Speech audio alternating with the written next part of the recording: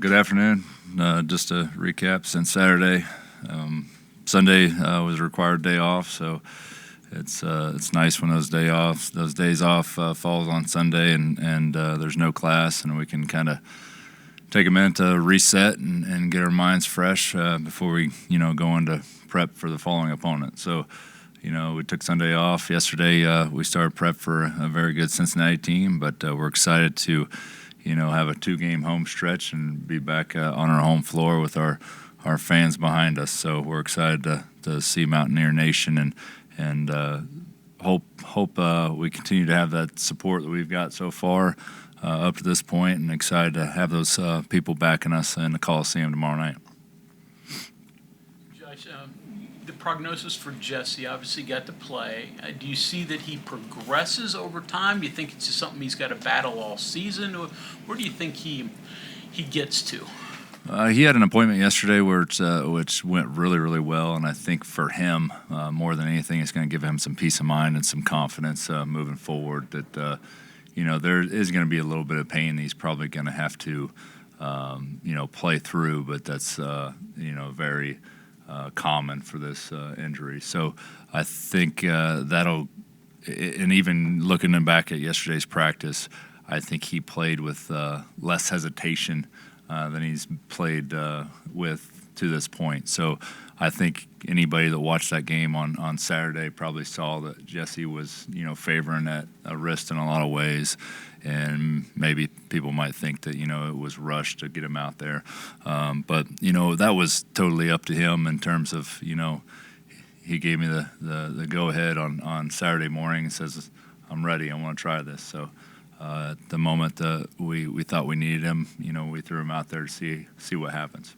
You have to live with that wrap, you think, going forward, because that seemed to affect his shot a little bit. I think that the way I think it's supposed to work out is that earlier with his rehab, the wrap would be a lot tighter, early, and as we progress, each and every day and move forward with it, it'll probably just loosen that up as we go, but there certainly has to be some type of protective measure for him moving forward.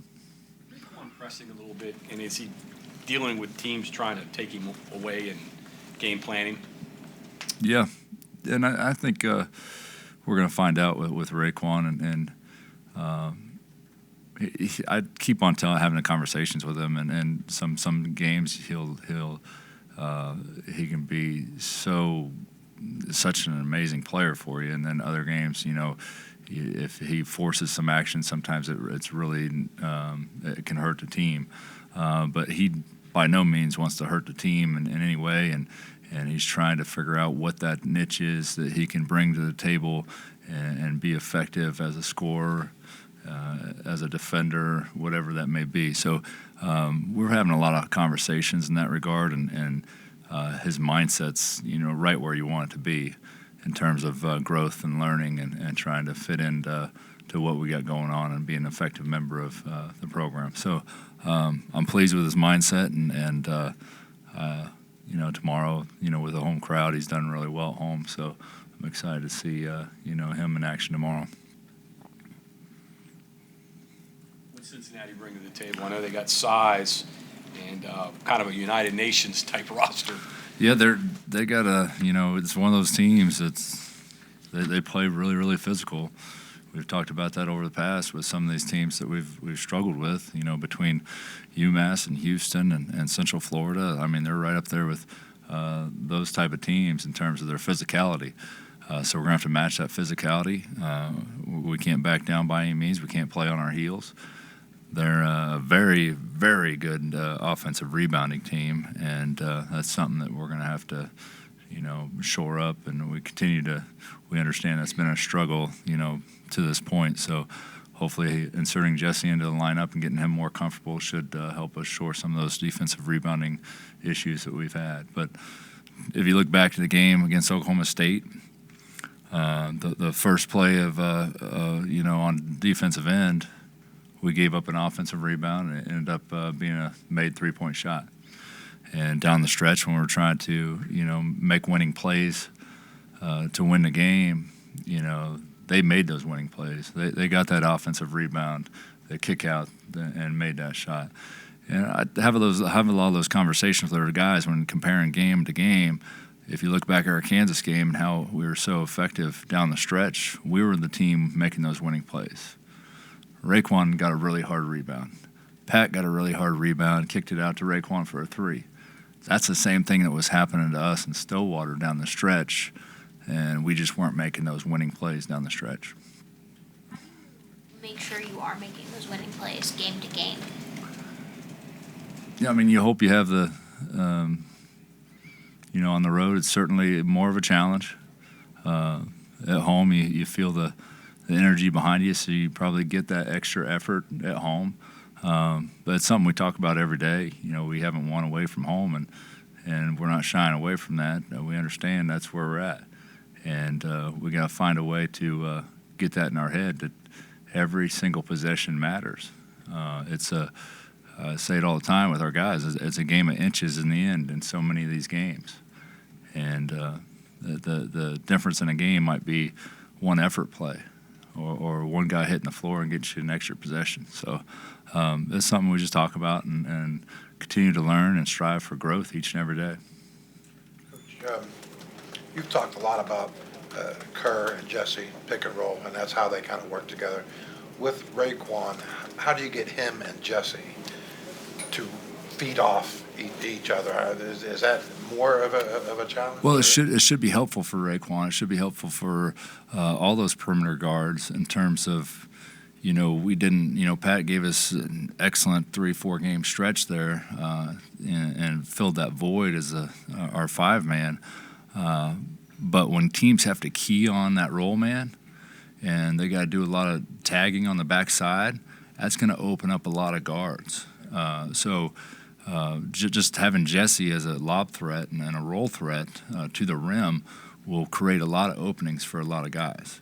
And not to mention, we can play a little differently that we didn't have really the ability to do so. We can play inside out.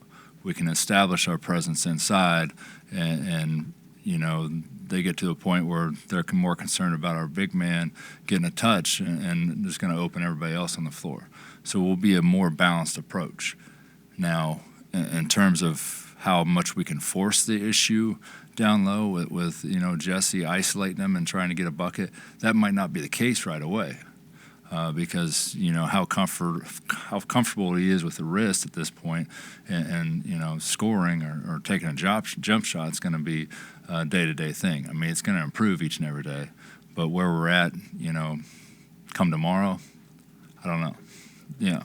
And that's kind of, so obviously, the first part of the first chapter of the season, I guess, Jesse's the number one option.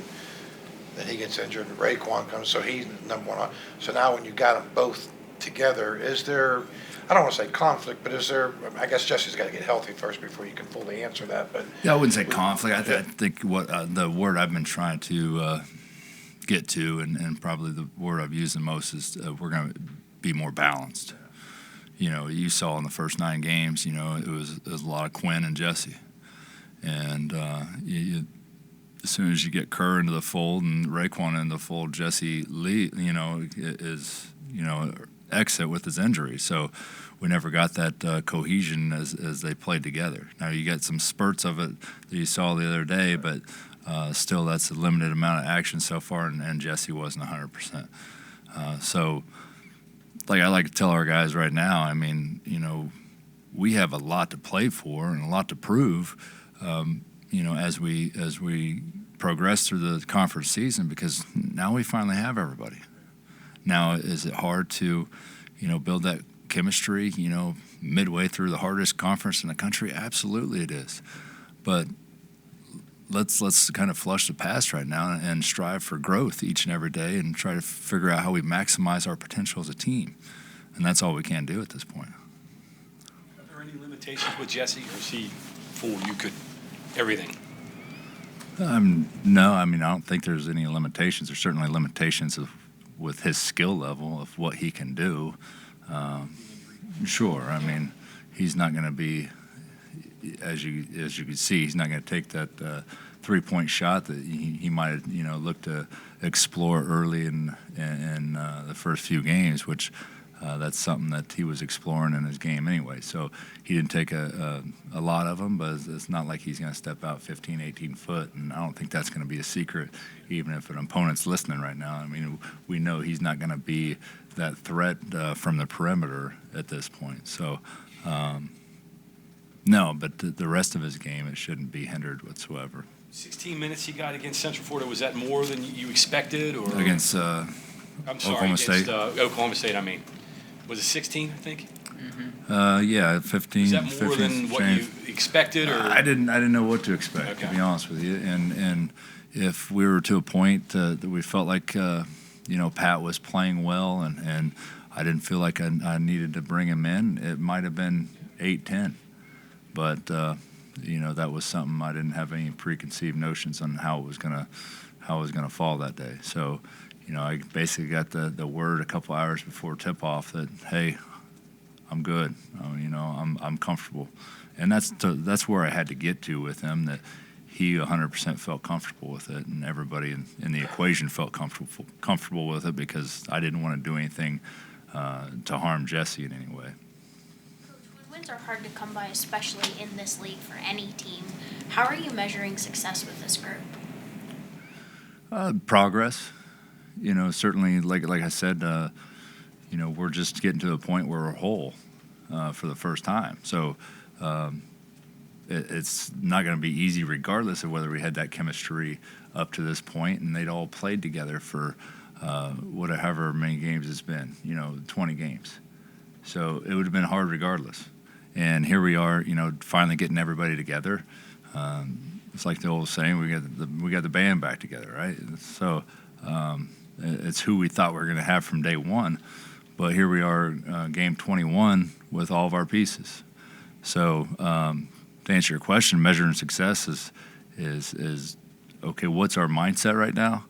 Are we certainly haven't given up by any means, and let's look at this 11 games we have left in the conference tournament and see. Let's maximize our potential and show what we could have been from day one. But unfortunately, we had so many challenges up to this point, and that's something we had to navigate, and that's adversity. It's like any walk of life, you have adversity, and it's no different in the game of basketball with what we've had to go through. So we don't hang our head. Let's see what we can make of the rest of the season. Coach, I've been interested with your thoughts on how you handled Kerr, in the sense, okay, you start the game, he's on the ball, but if he starts making shots, you can take him off the ball, give the ball to Noah. But if Kerr's not making shots, he stays on the ball. Seems like there's a lot of versatile pieces there with Kerr, and it all kind of just depends on how he's doing that Sure. day, right? I mean, that's just something that. No, I think it's good for everybody in the program. We have that versatility, and if Kerr's making shots, it's no secret that when somebody's making shots, I'm going back to them one way or another, and trying to drain that well if I can. So Noah is very capable to run the point. He's a real good, quick downhill guard, and I probably forced the action with him a little bit much in the second half. But that's how a lot of our success was with him in a pick and roll and a flat ball screen in the middle of the floor. I didn't have the opportunity to use Kerr late, which he was kind of my hot hand there late in the game, and with him fouling out, and it's just a lot of. You go back and look at the end of that game, and there's a lot of unfortunate incidents. I mean, they fouled Jesse as soon as he get the rebound. I don't think that was their intention by looking at the coach's reaction, but they fouled him, and it was an excellent strategy because he's 95 feet from the basket. They can stop the clock and basically turn us over if he don't make foul shots. So we had to get Jesse out of the ball game, and Kerr had fouled out there late, and trying to figure out how we get production and like I said earlier, when you look back at the film, we just are one or two winning plays or effort plays away from winning that game. Just like we were one or two away from or winning or losing the game against Kansas there in the last several minutes. So that's where we got to get to. I mean, we have to close games and find a way to not make this a habit where we're carry that on from game to game. Every team every team looks for consistency. Maybe the most consistent thing about your team is its inconsistency. It seems like a different team shows up every night. You don't know Yeah. who's going to do what. Yeah. How do you try to combat that, or is it simply because of the unfamiliarity of guys with guys? Some of it's probably that, but I actually had those two words that I used the most leading up to the Central Florida game and the Oklahoma State game, which we had tremendous opportunity, with two road games that I felt were winnable. I used the two words. I used discipline and consistency. We got to get to a point where we're a very disciplined team and do all the right things and minimize our mistakes. In the game of basketball, there's mistakes all over the place. And the team that does the best of minimizing those mistakes usually wins. But I use those two phrases or two words heavily, one being discipline and two being consistency. And that's where we got to get to as a program. And as a leader of the program, those are things that I harp on each and every day. But, I mean, you're right when you say we've been inconsistent. We got to take that same approach that we did against Texas and Kansas, and we on the road, and take that team with us to compete, in those team games like Oklahoma State and Central Florida. You could bottle it, huh? Yeah, it'd be nice. That's what we're trying to do. This is obviously a game against one of the new guys in the league. If you kind of look at it, I mean, Houston's got a chance to win the whole thing. Cincinnati seems like, they either win by 5 or lose by 5. They're competitive and all the bit. UCF has beaten Kansas, and BYU's ranked. Mm-hmm. Are you surprised that these new guys have been successful in the Big 12 as they have the first year? I mean, you were here when WU first moved into the Big 12. Yeah, they got rosters to compete. I mean, and they can beat anybody on any given night. But consequently, it's the same way, just like us. They can lose to anybody on any given night, and we're sitting here in the middle of the dog days of conference play. It feels like we've beaten up on each other for 6 weeks, but I mean we're only 7 games into an 18-game schedule, and some teams are coming upon their week off in the league, which is, I've argued for years, is critically important in this league, is getting your legs under you and hitting that reset button in the middle of conference play. But to answer your questions, no. I mean, those guys have strong, athletic, skilled rosters that can compete. So night in and night out, they're going to compete, but it's not surprising when you see a lopsided victory or a lopsided loss in any given situation in this league. You look through the history of this league, February's been the great separator. You get into the season and the depth, and you play all these tough games, and so you really don't know until you get through February who's going to be what, really, in this league, right? Yeah, and I can't imagine that even the team that wins this league doesn't have at least 5-6 losses. And it's top to bottom. You just don't see it as strong, and it seems like it just continues to get stronger and stronger every year. And how many we got? Top 25 teams in the league. Where we at? 7, 8. I mean, that's unheard of. I mean, you can look at all the best conferences in the country moving in the past. Like, how many times have you seen eight teams in one conference that are ranked? Back to Jesse, real quick. What'd you think of his game conditioning? Is he the point he could play 30 minutes, and when do you start him again? No, I mean, game conditioning, you could tell wasn't there. I mean, he's certainly done all that conditioning and stayed on top of all that, but we all know game conditioning is different than treadmill conditioning or whatever it may be. So it'll be a gradual process. It ain't gonna happen overnight. To get him, to be where he's playing the minutes he was playing prior to is not going to happen overnight. So that's hopefully in the next 2-3 games we're back to where he's 100% in conditioning and he's feeling 100% with his wrist. So. Soon? It's something that we're looking at on whether it's time to do that yet or not. So I'm on the fence with that one yet, and we'll probably have a lot to do with how things go in practice today. Question you had earlier about, where you are in the season. I guess the beauty of basketball is you got a tournament. I mean, if you were a college football coach right now, you'd be playing out your year. Mm-hmm. But you've got that tournament, you still got an opportunity. Is that the message you have to your guys? Yeah, I mean, I even had one of my staff members, we were talking about the UConn team back in 2011 and what they did. They were on the wrong side of the bubble. They wouldn't have made the NCAA tournament had they not, rattled 5 straight games off in the Big East Championship and won that thing, and then they went on to win 6 more and go to the national championship. There's story after story after story out there. And I mean, that's one of the greatest ones.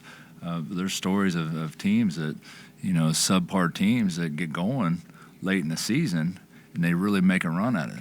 Look at Oregon State not too many years ago, to where they got hot and won the Big 12 or the Pac-12 tournament, go on to go to the Elite Eight. Why can't that be us? That's my message to them. We're finally whole. We're finally whole, and there's no dominant teams in the country. No, and so if we have the right mindset moving forward, and we strive for growth every day, why not? Yeah. Why not us? Coach, you talked a lot about the adversity. How important do you think the adversity your team has faced has been for you guys, especially when competing in these tight games and the chemistry on the court? I think it depends on how you handle it. Like I told him yesterday, every walk of life you're gonna have adversity. It's how you handle it and how you whether you pull your boots back on and go back to work. Whether that's the mentality you got to have. Can you learn from that adversity? Can you grow from that adversity? And how do you handle moving forward? And certainly there's so many adverse moments in my life that shaped who I am. I'm sure it's the same way with you and everybody in this room. We draw from our experiences in life, and if we have the right mindset and the right attitude and the right approach moving forward, you can learn from that and grow. And that's where I am with us and our program. Do you feel like they have, like your team has I mean, there's certainly moments they care deeply about winning games and competing each and every night. I felt like coming out of the Oklahoma State loss and after the day off, I looked them all in the eye and I felt like we had some guys hanging their heads, and that the message I put forth was pick your head up, hold your head up high. I think they heard that loud and clear. We have a lot to play for left. And we're excited about where we're at in terms of having every piece to the puzzle. So moving forward, let's make the absolute most of this thing. So that's where we're at. One more on the Bearcats. What are we going to see offensively and defensively from them? Defensively, I mean, they get after you. It's another physical team, and you're going to see a heavy dose of man-to-man and in-your-face physicality, and they're not backing down from anybody. And that's kind of their mindset, and they're relentless on the offensive glass. But, I mean, they're pretty balanced from an offensive standpoint. The big fellow, was it Lakin? He didn't play the other night, I think, against Central Florida, but they got a lot of size down low between him and Bang Dango, and Stallings, probably of anybody on that team, is playing as well as anybody across the Big 12 as of recently. So he's building all kinds of confidence in his game, and they got a really good junior college point guard and Day Thomas that they brought in from Texas in the junior college ranks. So they're a very balanced team. Lukosius he's a baller. He makes winning plays and just has a very, very good instinct for the game. So he's got a lot of pieces to work with, and they take the physicality to a higher level than a lot of teams, by all means, and they really rebound that ball like their life depends on it. So freedom of movement and how the game's called tomorrow will be important. Yeah, it's important for us each and every game. I continue try to harp on that because we don't have the biggest, strongest guards by any means. So if they're using their size and to their advantage and bumping us off the ball or steering us with one hand and showing the other, and however certain teams use their strategy to prevent your movement. I mean, it's certainly something that comes into play when I'm trying to fight for our guys from an officiating standpoint. One more on Rayquan. So, I mean, the Oklahoma State game with the Tex. So then you probably expect, okay, well, you got to bounce back now against UCF, and then obviously that's a disappointing thing. So now you get to this game. Do you have any idea how he's going to respond now? I mean, obviously being at home probably makes a little bit of a difference, but you probably thought he was going to respond differently to UCF than the way he did. Sure. I mean, you mean against Oklahoma State after the UCF game? Right. No, certainly it wasn't two of his best performances by any means, and he was frustrated against Central Florida, and he did the right thing walking off the floor, and I told him to hold his head up high and don't make anything more of this than he has to, and we're going to turn the page from here. He did get frustrated against Oklahoma State as well. There's a couple plays, I think one in transition where he lost it twice trying to, he made a good play and ended up turning it over on the other end on a breakaway. And there's one right in front of our bench, so he turned it over, and I got after him a little bit because, he wasn't the first to the floor in that situation. And more than anything, as coaches, if you're not the first to the floor, a lot of times you get hurt. And he ended up coming out of that situation limping, and that was a case in point. The ball's rolling on the floor. You dive on the floor, and you're the first one there. So I was more, upset with him in that regard because he didn't make that effort play, in that situation, and almost got himself hurt. So yeah, he was frustrated, and he sat for quite a bit during that game. But he got to a point in time where I felt very comfortable putting him right back in there because he had cooled off and his mindset had changed. So we've had conversations since the game, and everything that I hear from him, he's doing everything and trying to do everything is asked of him, and he's trying to figure out what he can do to help us each and every night, and that's all you can ask for from a coach.